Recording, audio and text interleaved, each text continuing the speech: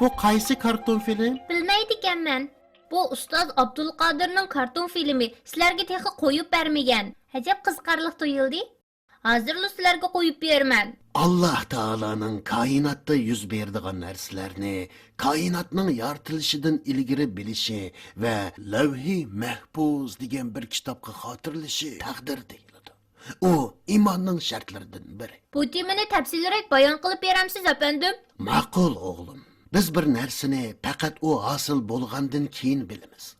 Hosil bo'lgan hamma narsalarni bilishimiz mumkin emas.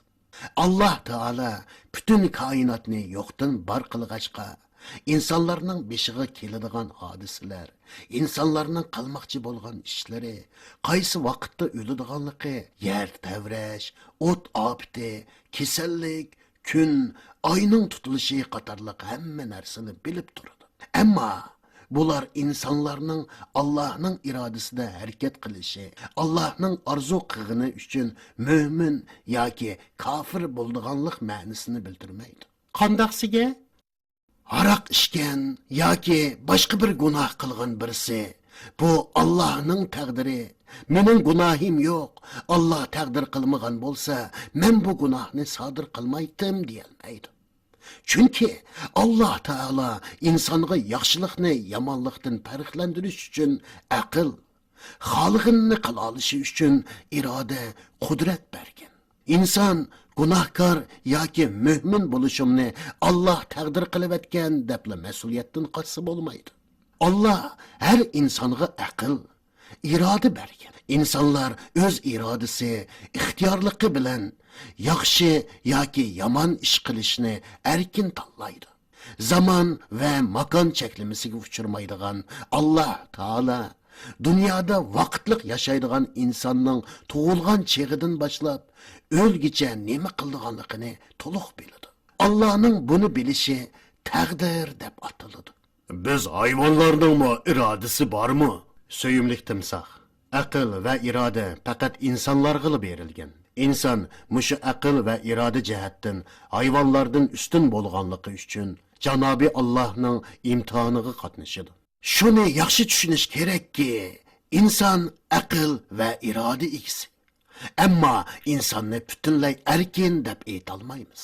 Har qanday insonning ish harakati o'zining qo'lida bo'lgani bilan rizqi, o'limi, beshiga keldigan balo qazolar insonning ilikida emas, Allohning ilikida. Lekin Allah Taala insonning beshiga kelgan hamma ishning ajrini berdi. Qandoqsiga, masalan, bir inson yo'qsizlikda o'ssa, Allah uningga jannatda ko'p ajr berdi. Yana insonning tortgan kesili, jafo mushaqqatlarga sabr toqat qilishi insonni savobga erishtirib, gunohlarning kechirim qilinishiga sabab bo'ladi. Yana unutmasligimiz kerakki, Allah Taala insonlarning qilgan etganlarini o'zgartiradi. Ammo efendim, hayotdan aql va iroda insonning qo'lida degandingiz o? Shundoq, insonning ish harakati o'zining qo'lida ekanligini so'zlab o'tgan edik. Ammo Allah Taala insonning hamma orzusini amalga oshirishiga ba'zida ruxsat qilmaydi. Hiç nimani tushunmadim. Qushning qolisi qanchalik bo'lmoqchidi? Sen go'yo hammani tushungandek gap qilsan-ku? Men albatta tushundim. Amsi dapaqa nimani tushunding? Suyimli do'stlar, ko'rmisanglar televizorni o'chirib o'tay. Ağzınlarını yumsanglar tushunimiz. Bir anglayli-chu. Masalan, boshqalarga ziyon silishni o'ylagan birisiga Alloh to'sqinlik qila oladi. Aroqqa dum tushib, xumar bo'lgan odamga Alloh marhamat qilib, u mehnatchilikdan qutuldira oladi. Shunga qo'limizdan kelgan tirishchanlikni ko'rsatib, sabr toqat qilgandan keyin Allohdan yaxshilik berishni tilab, duo qilishimiz kerak.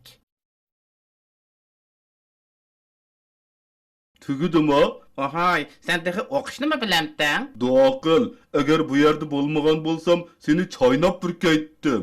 Zodi tugudimi qandoq? Ammo nayt yaxshikan to'q. Dada qayt ko'rayli-chu.